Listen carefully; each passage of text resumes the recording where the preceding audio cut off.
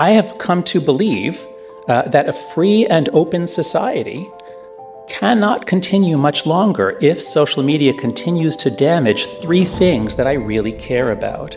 And those are young people, universities, and liberal democracy. I did. I left the internet for an entire year. I was 26 years old, and it was May 1st, 2012, and I pulled the plug. And there were a lot of reasons, but the main reason was probably that I was 26 years old, and I didn't have life figured out, and I was really overwhelmed, and it was a bit of a crisis, and it just felt like everything was too much, and I couldn't win. And the internet kept on coming, and there's more emails. You can't win against your email inbox, because the moment you hit archive on the very last one, you're going to get a new email. And you can't win on Twitter because there's so much Justin Bieber to talk about. And there's just, and I just felt this in a really overwhelming, very personal way, that the internet was sort of defeating me and suppressing me.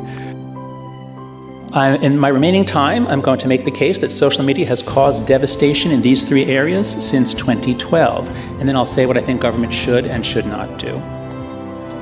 So I'll make three main points. The first is the fragilization of Gen Z. So in August 2017, Jean Twenge wrote an article in The Atlantic with the provocative title, "Have Smartphones Destroyed a Generation?" And when I read it, I thought, wow, Jean is taking a risk here, because she showed these graphs with these hockey stick curves, but it was just 2 or 3 years of data. Because in 2017, all we had was data up through about 2015. And so we had 2 or 3 years showing upturns in all these things. And I thought, if that turns down, she's going to look foolish. But it didn't turn down. It kept going up and up and up. Now, when that article came out, there were a lot of critics. A lot of people said, oh, she's exaggerating, she's cherry picking, oh, the trend isn't real. Gen Z, they're just comfortable talking about it. That's why the numbers are going up a little, because it's a good thing. They're willing to admit that they're depressed. So there were a lot of skeptics right after the article came out, and Robbie in his chapter on this area quotes a number of those skeptics, but those are all from 2017, at least most of the citations were from 2017. That was a legitimate take in 2017. But in the years since then, the numbers have gone up so far that the Surgeon General recently issued an advisory on teen mental health, because those numbers have gone up by 50 to 100% on many measures. In fact, if you're still skeptical that there's a real epidemic of mental illness, if you think it's just, changes in self-report on surveys, let's look at behavior. Jean and I have been collecting all the studies we can find from the US and the UK and Canada. And so here are the numbers for self-harm. And this is hospital admissions. This is not self-report. Hospital records for teenagers brought in because they harmed themselves, mostly cutting themselves. If you graph it out, the lines are pretty stable. They don't move around very much up until about 2009, 2010. And then suddenly, in the next 5 years, the numbers are up 62% for older teen girls. The rate of hospital admission per 100,000 in the population is up 62%. For girls aged 10 to 14, these are little girls. These are prepubescent or just entering puberty girls. The rate is up 189%. By 2015, nearly triples by 2015, and it's up more since then. Same thing in the UK, same thing in Canada, and similar story for suicide. There it's up for both boys and girls. And again, for the youngest kids, the 10 to 14s, the percentage increase is more than double. I, of course, owe my entire livelihood to the internet. I was 12 years old when I started using the internet and I contracted the sickness. And I've probably used the internet for the majority of my waking hours since then.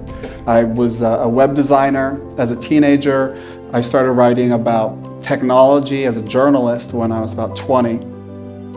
And so it's all I've ever really known. I don't know what life is like, without the internet, without being constantly connected, without, an email inbox. I do remember a time before Twitter, but it's really hazy.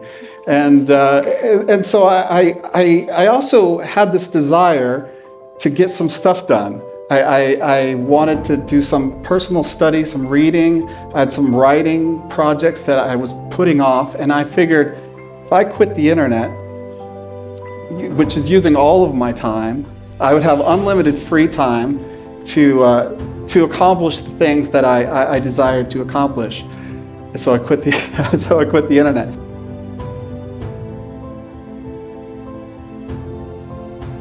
In a few years, the suicide rate has doubled, and then it stayed either level or increasing. Now, what caused it? That's the key thing. Now, Robbie and the other skeptics point to studies. There are a lot of studies out there, and many of them find no relationship between the amount of time young people spend on their devices and their rates of depression. Now, there's one particularly influential study by Andrew Shabilsky and Amy Orban, 2019. They reported an overall correlation of around 0.03 between time on devices and various measures of depression in 3 large data sets. And that study, where they reported, oh, this is about as big as the correlation between mental illness and eating potatoes. That finding got a lot of press all over the world. And since then, a lot of experts say, oh, well, we looked at this and there's nothing there. But here's the problem with those studies. They lump all kids together, that is boys and girls.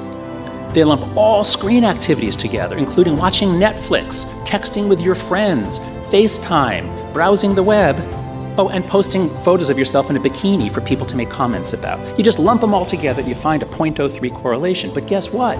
If you take the same data sets, and Gene Twenge and I did this, take the same data sets, use the same statistical techniques, but you zoom in on girls and social media, the correlation isn't 0.03, it's 0.2. Which is a very large correlation in public health matters. The correlation between exposure to lead in childhood and adult IQ is 0.09. Public health is all about effects around 0.05 to 0.15, 0.2 at the most. This is as big as anything else we worry about. And the question that I was kind of asking, beyond my personal goals, was how does the internet use me? And how do I use the internet? And it's at what point are my decisions and my goals dictating my behavior on the internet? And at what point are the apps and the people and the processes and just how the internet is, the medium itself, how is that dictating my behavior and how is that changing my behavior? We found about 15 experiments, and the great majority of them also, using random assignment, find effects on mental health. You want more evidence? Ask the girls. That's what Facebook did in that study that was leaked last September. And what do the girls say? They say it loud and clear. It's social media, and especially Instagram. As one girl in the UK said, the reason why our generation is so messed up and has higher anxiety and depression than our parents is because we have to deal with social media. Everyone feels like they have to be perfect.